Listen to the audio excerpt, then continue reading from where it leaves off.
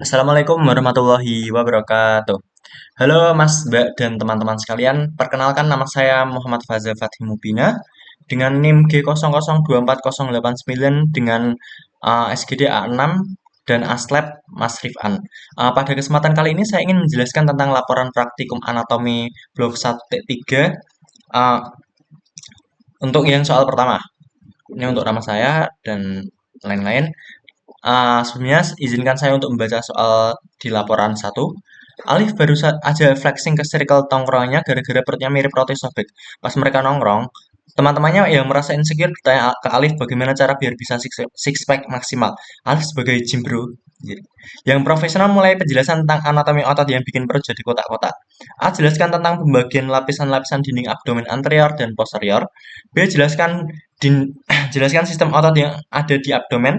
C. Jelaskan struktur penggantung yang menjaga organ pencernaan pada posisinya. Oke, izinkan saya untuk menjawab yang A. Jelaskan tentang pembagian lapisan dinding abdomen anterior dan posterior. Jadi ada dua bagian, itu anterolateral dan posterior. Jadi kayak yang anterolateral itu ada 7 lapisan. Yang pertama itu ada kulit, yang kedua itu ada fascia superficialis, terus yang itu fascia superficialis ada camber dan scarpa, terus yang fascia profunda itu ada 3 bagian yang melapisi musculus et aponeurosis, yang keempat itu ada musculus et aponeurosis, yang kelima ada fascia transversalis, yang keenam ada fascia extraperitoneal, yang ketujuh ada peritoneum parietal dan visceral. Sedangkan yang belakang itu hanya ada 5, jadi nggak ada fascia profunda dan fascia transversalis. Yang paling luar kulit, terus dilanjutkan fascia superficialis, terus langsung muskulus-muskulusnya. Nah, muskulus-muskulusnya itu ada empat lapisan. Yang pertama itu lapisan pertama itu musculus latissimus dorsi. Yang kedua ada musculus longitudinal, terus ada musculus obliquus externus dan musculus erector spinae. Yang lapisan ketiga itu ada musculus obliquus internus. Terus yang lapisan keempat itu ada musculus transversus dan iliopsoas dan lain-lain.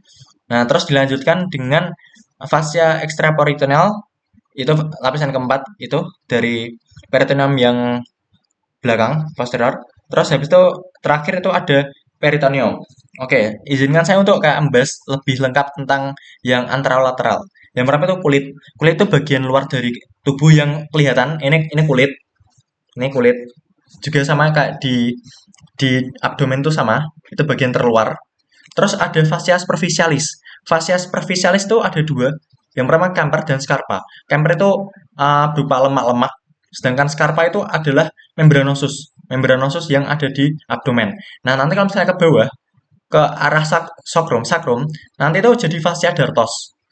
Kalau misalnya masuk lagi, nanti jadi fascia coles. Nah, kalau misalnya nanti kayak bergerak ke bawah ligamentum inguinal, nanti itu jadi fascia lata. Gitu kalau misalnya di bawahnya ligamentum inguinal. Jadi kayak misalnya di femur bagian atas apa? Yang bagian proksimal itu nanti jadinya fascia lata. Oke. Lanjutnya ke fascia profunda. Jadi fascia profunda ini kayak melapisi ada 3 lapisan yang masing-masing melapisi musculus et aponeurosis. Selanjutnya muskulusnya ada musculus obliquus externus. Musculus obliquus externus itu yang paling luar, musculus yang paling luar. Yang kedua itu ada musculus obliquus internus, itu yang tengah-tengah. Terus habis itu ada musculus transversus gitu.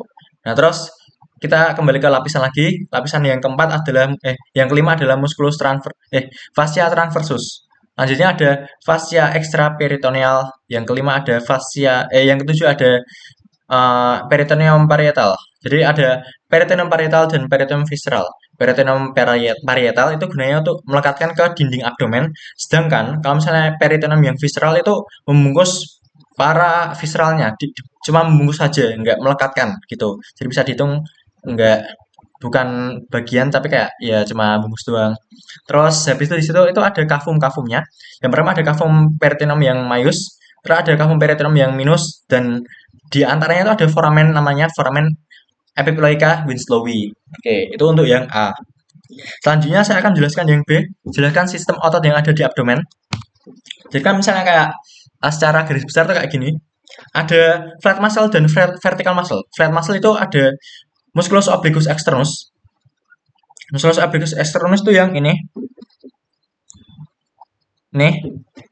Terus habis itu ada mus nanti kalau misalnya musculus obliquus externus itu kalau misalnya ke bawah, nanti jadi ligamentum apeneurosnya jadi ligamentum inguinal. Nah, terus kalau misalnya selanjutnya itu yang flat muscle itu ada musculus obliquus internus. Jadi itu di antara yaitu lapisan kedua nih lah. Nah, terus habis itu ada musculus transversus, itu yang flat muscle. Nah, terus ada vertical muscle. Vertical muscle itu ada dua, yakni ada rectus abdominis dan musculus piramidalis itu. Nah, yang vertical muscle sendiri itu nanti itu dibungkus oleh namanya tuh vagina vagi, dibungkus vagina vertical muscle. Jadi, nih yang terdiri dari vertical muscle itu, aponeurosis dari vertical muscle itu. Tuh. Nah, di sini juga ada linea alba. Ini yang garis horizontal, garis vertikal di sini. Nah, terus di sini ada intersection tendinae. Jadi ada tiga. Ini intersection tendinae. Jadi intersection tendinae itu uh, letaknya tuh di sipodeus. Terus habis itu di umbilical dan di antara keduanya gitu. Kalau misalnya mau dilihat secara kalau pakai aplikasi seperti ini. Nah, ini external oblique atau musculus obliquus externus. Nih. Nah, kalau misalnya selanjutnya ini inter obliquus internus. Oh ya, arah seratnya ini mirip huruf V. Kalau misalnya huruf V, seratnya V itu pasti itu obliquus externus. Kalau misalnya kayak A, itu adalah internus. Kalau misalnya dibuka lagi, set. Nah, ini ada transversus abdominis. Nah, kalau misalnya untuk rectus abdominis itu ini, nih, di sini ada linea alba.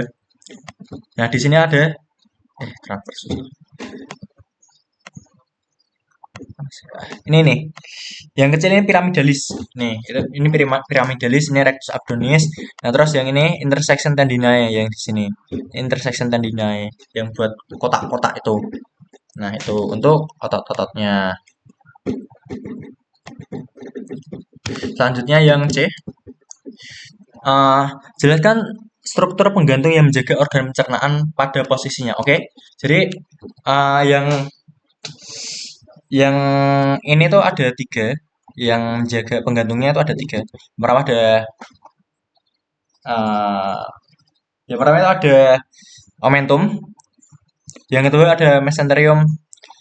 Yang keempat yang ketiga itu ada ligamen.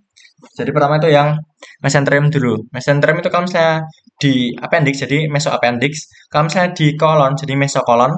Kalau misalnya di intestine itu jadi mesenterium. Ya, mesenterium. Tuh, gunanya tuh kayak melekatkan organ intraperitoneal ke dinding abdomen. Selanjutnya ada omentum maius. Omentum maius itu juga sama untuk melekatkan ke dinding abdomen. Itu ada dua, omentum maius dan omentum minus. Omentum maius itu ini. Sedangkan yang minus itu yang ini. Tuh. Dan omentum maius itu terdiri uh, ada ligamen-ligamen di sana. Yang pertama itu yang omentum maius itu ada 4 ligamen. Ada ligamentum uh, gastrosplenica,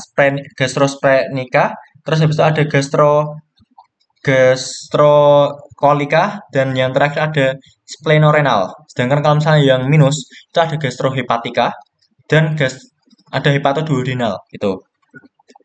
Nah, terus untuk ligamennya itu untuk yang hati itu ada ligamentum falciform, ligamentum hepatoduodenal dan gastrohepatika. Sedangkan untuk gastro itu ada gastrohepatika, gastrosplenica, gastrosplenica gitu dan lain-lain. Mungkin cukup dari saya. Jika ada salah kata, saya mohon maaf. Wassalamualaikum warahmatullahi wabarakatuh.